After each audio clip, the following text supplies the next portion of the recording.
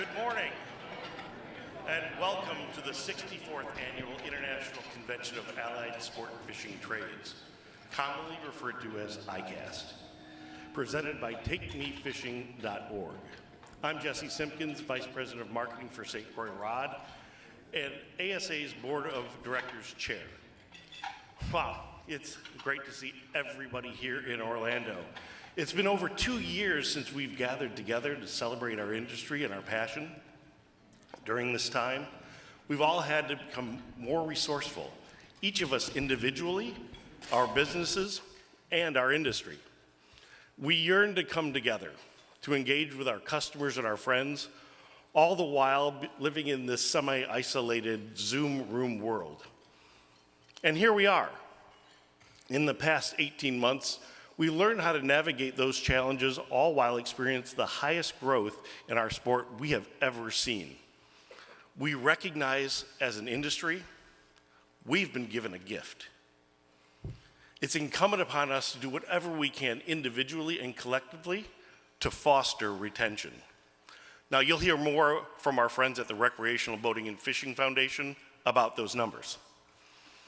ASA has faced and continues to face those challenges head on, never losing sight of our common goals of increasing participation and access, anglers' rights, and bringing us together for this event, our industry showcase, ICAST.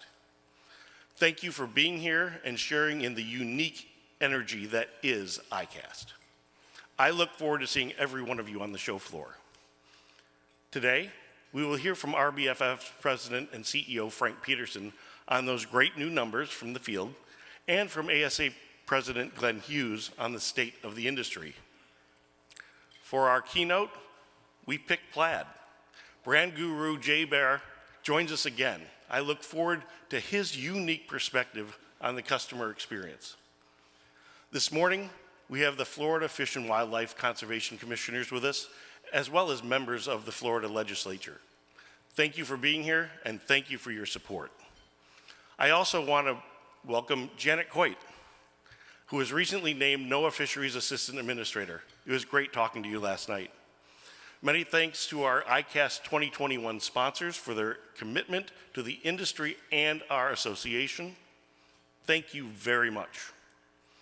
Now, I want to take a moment to ask the ASA Board of Directors, committee chairs, and committee members to please stand and be recognized.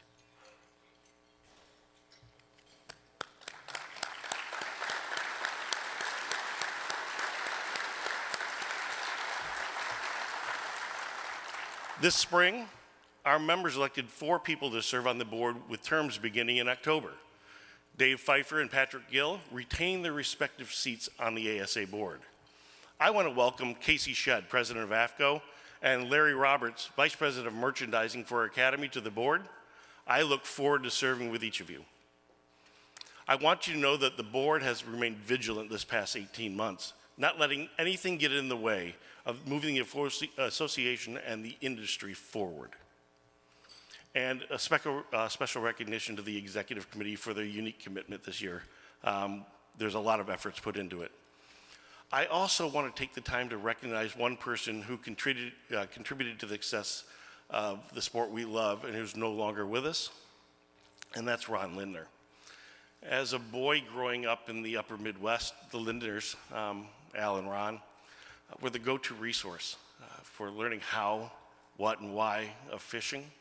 Ron's contributions to educating millions of new anglers and existing anglers on species-specific movements, habitat, and conservation will never be forgotten. Now, ICAST is a 4-day event. Major League Fishing hosted the ICAST Bass Fishing Tournament. All proceeds from the fishing event goes to support Keep America Fishing, our industry's angler advocacy program. Thank you to all who participated. Yesterday, hundreds of retailers and media were hosted at the On the Water Day. Manufacturers provided a first look and the ability to use the new products showcased this week. Speaking of last night, we opened up the new product showcase with more than 670 products on display for all registered retailers and media editorial badge holders. On Friday, it's Angler Development Day. A select number of BASS and MLF pre-approved high school fishing clubs will be walking the show floor. I will be there personally to welcome these young anglers to the show. These are our next salespeople, marketers, engineers, IT and logistics people. I hope that one of them endeavors to be on this stage at some point in the future. Our job is to foster those opportunities.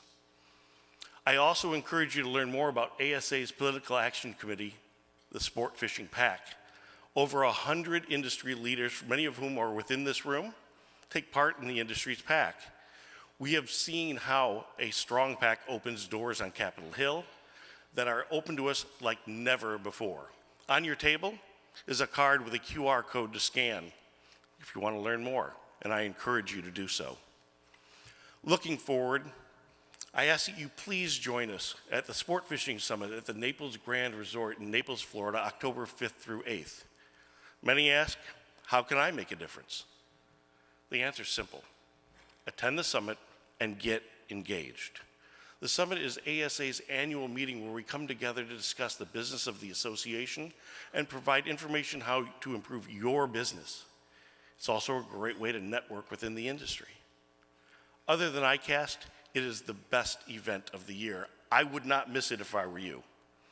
Now it is my distinct pleasure to introduce Frank Peterson, President and CEO of the Recreational Boating and Fishing Foundation.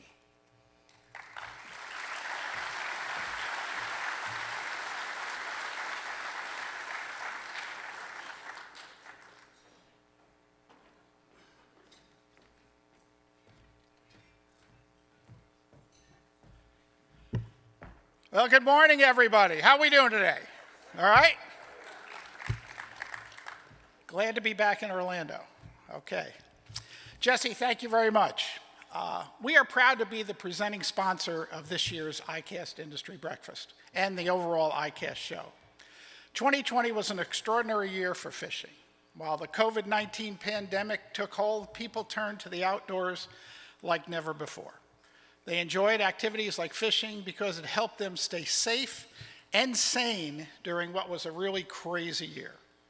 And while the year was not without its challenges for the industry, we saw a big uptick in participation from a whole new generation of young, diverse, and urban anglers. Together, we achieved great results. So let's take a look at where we stand as we ended 2020. Let's hit the videotape, as they say.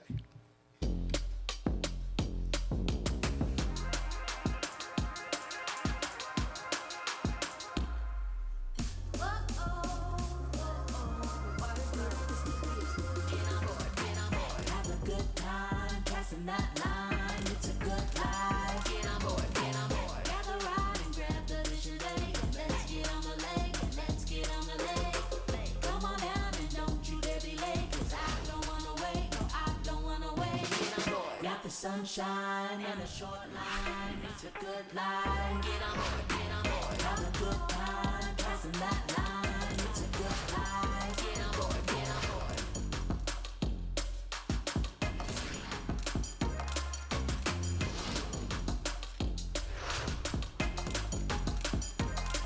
Get on board, got the sunshine and a short line, it's a good life. Get on board, have a good time, passing that line.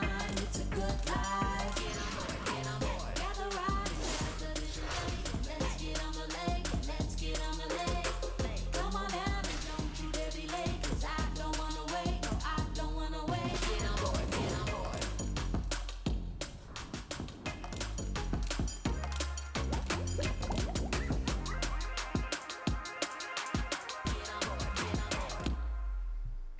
All right.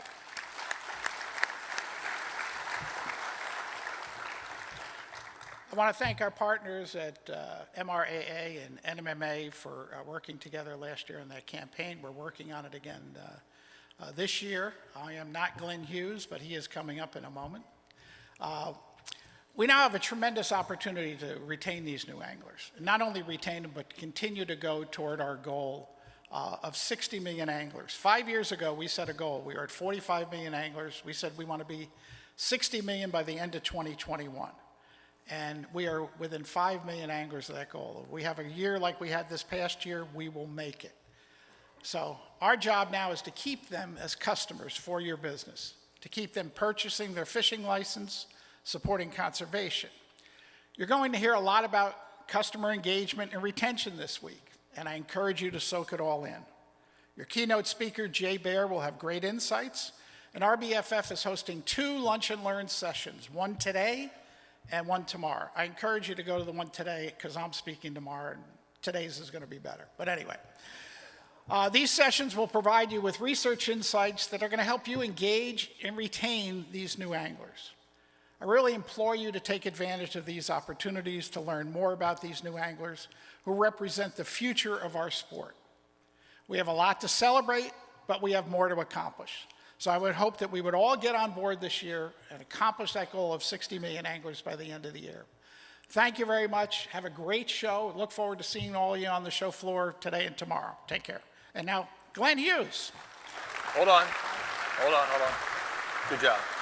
Hey, is this mic on? Good. I want to keep Frank up here for a minute. Frank's been with RBFF for 14 years now and has really just turned it upside down in those 14 years, put together a great team, and they've done a lot of great work, obviously, based on that video. And Frank's going to retire in February, and I just want to say we appreciate very much all you've done for us and look forward to seeing you on the other side. All right. All right. Thank you.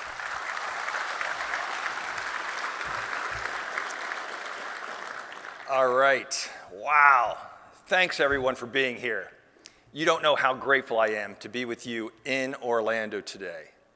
ICAST is the perfect time to reignite, recommit, and reconnect you and the industry like never before. And never has the term hindsight is 2020 been more apropos than in 2021.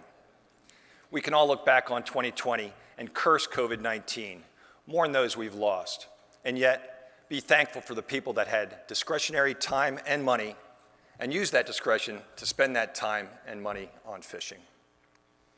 Thanks again to Jesse and the ASA Board of Directors who were stalwart in their support and leadership to help us make tough decisions when there wasn't a lot of information available.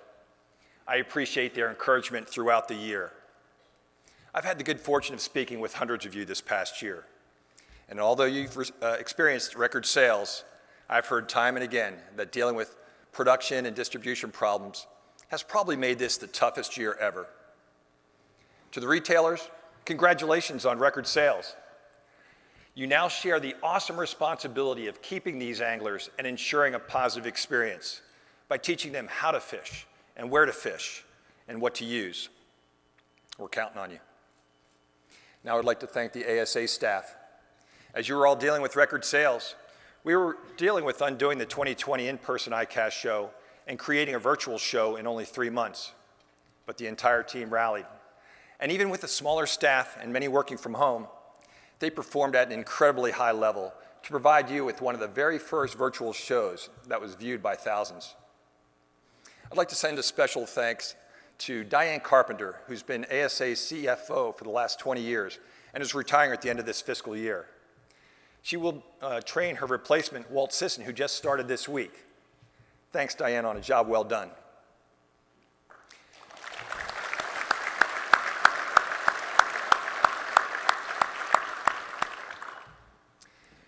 During the pandemic, our government affairs team remained incredibly productive. Last year alone, they helped pass not 1, not 2, but 3 bills into law. And these bills conserve our waters, provide us access, and protect our trade. One is called the ACE Act, which keeps the EPA out of making rule changes on lead and fishing tackle for the next 5 years. Another is the Great American Outdoors Act. This bill will provide more access to fishing by creating more public lands for recreation and helping fix the crumbling infrastructure at existing parks and campsites. Then there is the Descend Act, what we like to call the Carl Act.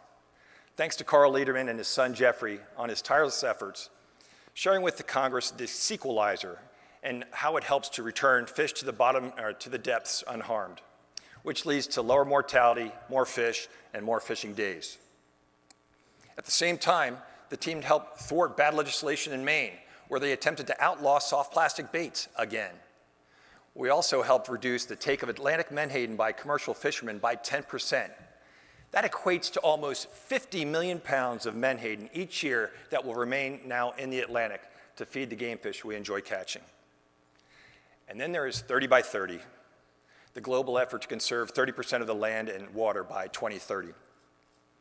Working with Hunt Fish 3030 Coalition, we've helped educate federal and state officials about the economic, social, and conservation benefits that recreational fishing provides to the nation, and that this must be taken into account when considering 30 by 30 policies. Our efforts have led to an understanding with the administration of how important it is to expand fishing and hunting access. This is not over, not by a long shot, and we'll be there representing you every step of the way, following our mission to look out for the interests of the sport fishing industry and the entire recreational fishing community. This year on the table, we have more work to do on 30 by 30. Plus, Recovering America's Wildlife Act, Forage Fish Conservation Act, California Drift Gill Nets again, and we need to reauthorize the Sport Fish Restoration and Boating Trust Fund. You may have seen yours truly testify before the Senate Subcommittee on Trade and Tourism last month as we push for the reauthorization of this important bill. We also focus on more days of fishing for red snapper in the Atlantic, improving the striped bass fishery, slowing aquatic invasive species, educating on Prop 65 and tariffs, and growing our sport. Here in Florida, we continue to support efforts to fund Everglades restoration to ensure that water flows through to the south and minimize algal blooms. We're also focused on Florida's coral reefs and the need to support efforts to get them healthy. Find out about these issues and many more through our advocacy arm, keepamericafishing.org. Besides government affairs, how's the rest of our association doing? Well, a number of your colleagues and the ASA team are working on a strategic plan, which included surveying our ASA members. The good news is, you agree with what we're working on, and you believe we're doing a good job on them. I thank you for that. What else? Well, we see opportunities to communicate better with you and bring the sport fishing community together even more with the base platform of asafishing.org. We will build our community and be an even stronger force when dealing with issues related to product and fish and access and conservation and anglers, as well as help you with your business. Speaking of business, here's some quick numbers. For the most, as we've said, 2020 was a record year. Well, how do we know that? To me, the most telling number is the tax revenue generated by the sport fishing manufacturers who pay federal excise taxes on every product they sell to support sport fish restoration. Over the last several years, all the rod, reel, line, and lure companies, all the fishing nets and tackle boxes and terminal tackle companies, all the trolling motors and outriggers and downrigger companies, and many more combined and paid federal excise taxes of between $125 million and $135 million each year to the Sport Fish Restoration and Boating Trust Fund. And that's awesome. Well, during the fiscal year of 2020, which ended September 30th last fall, these same sport fishing manufacturers collectively paid $209 million in federal excise taxes for the Sport Fish Restoration and Boating Trust Fund, a 54% increase, 54%. Combined with the motorboat fuel tax, contributions, and interest, the fund received $743 million in this fiscal. Please know that the sport fish restoration model is the envy of the world, and this funding is paid back 100-fold because we have healthy waters, fish, and access to them, which allows for more anglers and more sales. Can everyone in this room please take a moment and thank the sport fishing tackle manufacturers for what they do for conservation.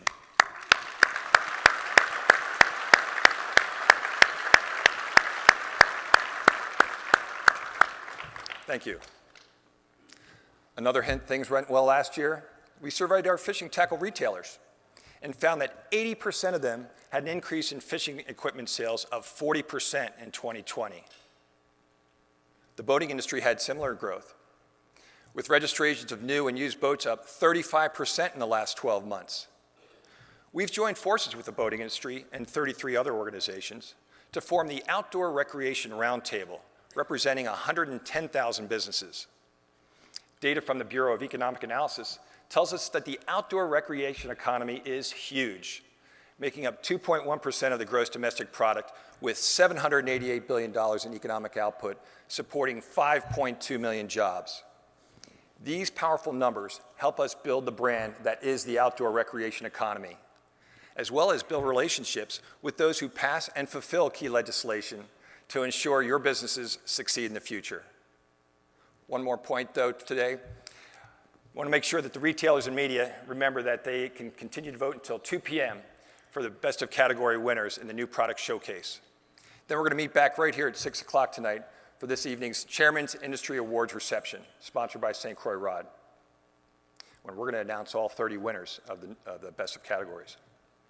Retailers and media also, please remember to vote tomorrow morning between 9 and noon for who you believe deserves to be the Best of Show award, which will be presented tomorrow afternoon at 2 p.m. in the new product showcase.